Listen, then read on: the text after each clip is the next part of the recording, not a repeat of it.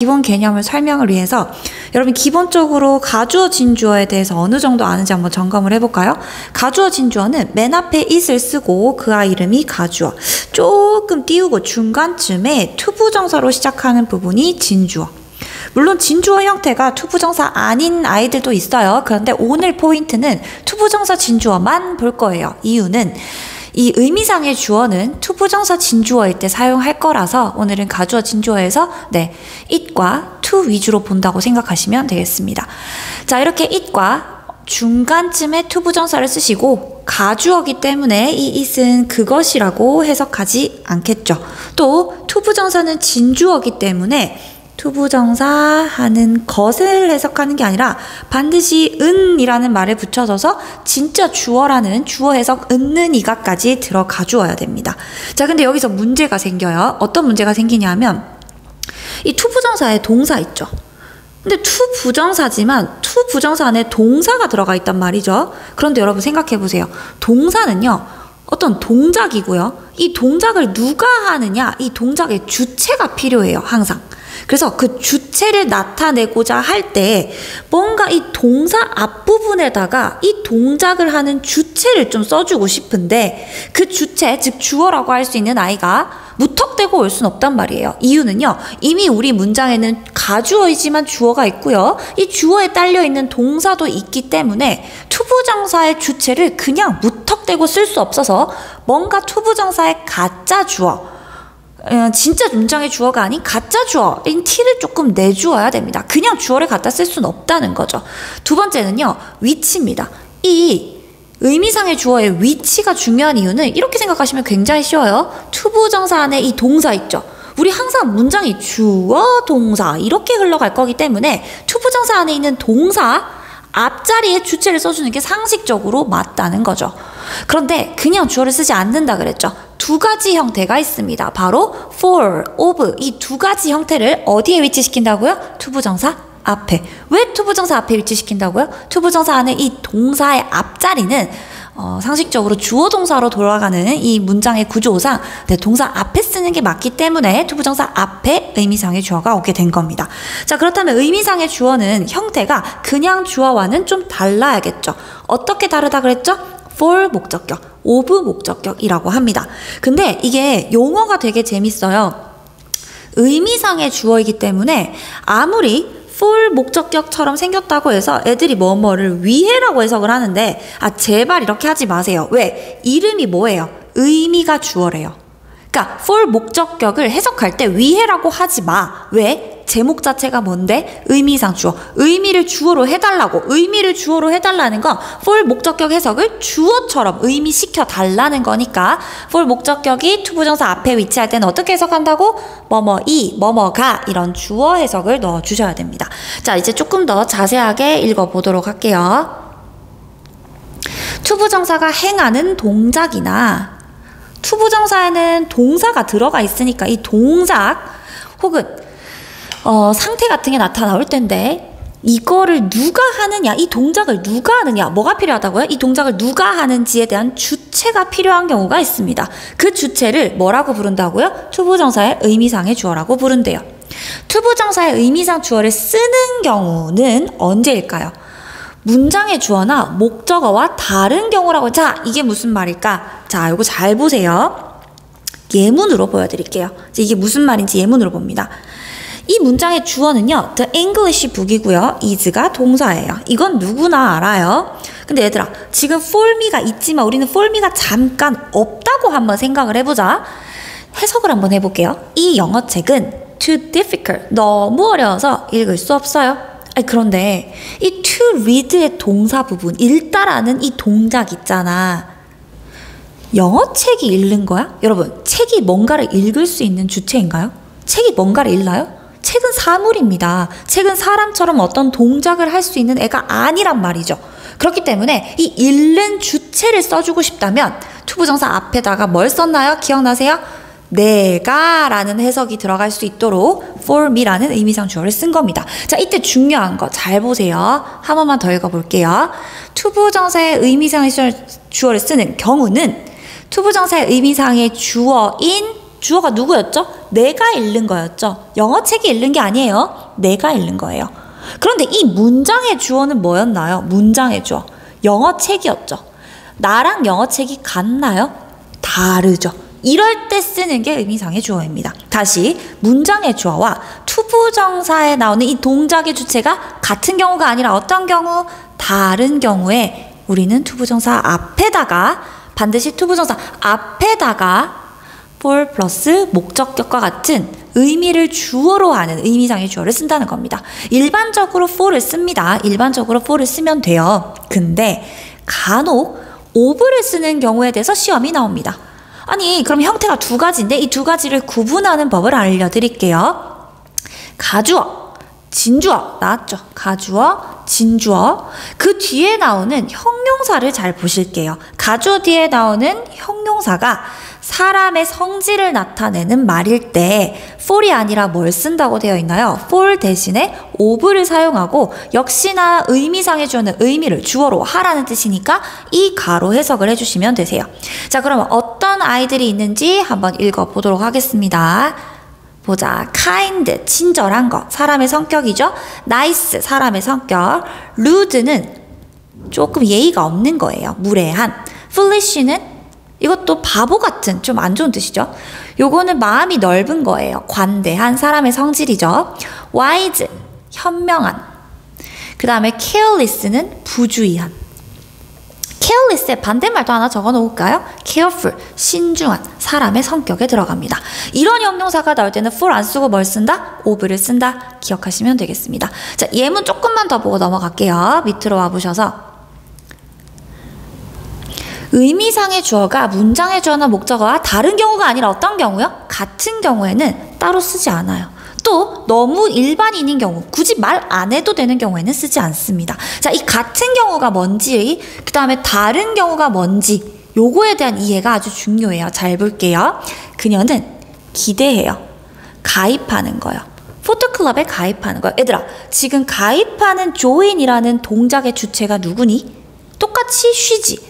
문장의 주어와 투부정사의 주어가 어떤 경우야? 지금 같아요. 그녀가 기대해요. 그녀가 가입하는 걸 기대하고 있다는 거죠. 자, 이번에는요. 얘가 문장의 주어고요. 나는 믿어요. 네가 innocent, 결백하다는 걸 믿는데요. 여러분, 여기서 결백한 이 상태는 주체가 나입니까? you입니까?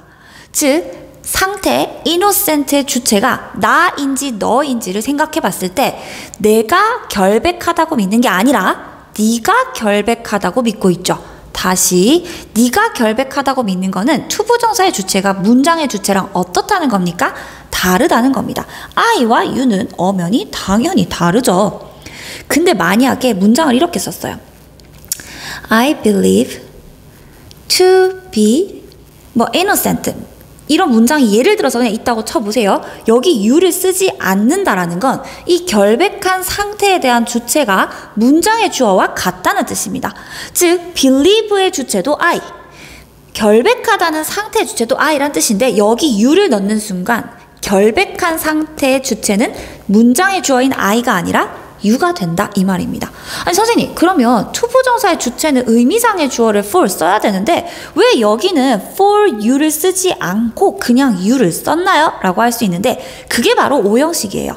오형식 어수는요, 얘가 목적격 보어죠. 그쵸? 이 자리에 투부정사를 썼다는 건 이 목적어를 주어처럼 해석해서 얘가 이미 의미상의 주어 역할을 하고 있기 때문에 굳이 여기다가 for 목적격을 쓸 필요가 없어요. 목적어가 그 역할을 해줄 거라서 for를 쓸 필요가 없다는 건데, 그런데 가주어, 진주어 같은 경우에는 오형식 구조도 아니고 이 주어 역할을 해주는 목적어도 없을 거기 때문에 우리가 투부정사 앞에 이렇게 for이나 of 같은 형태를 만들어주게 됐다는 거 그렇게 이해하시면 되겠습니다.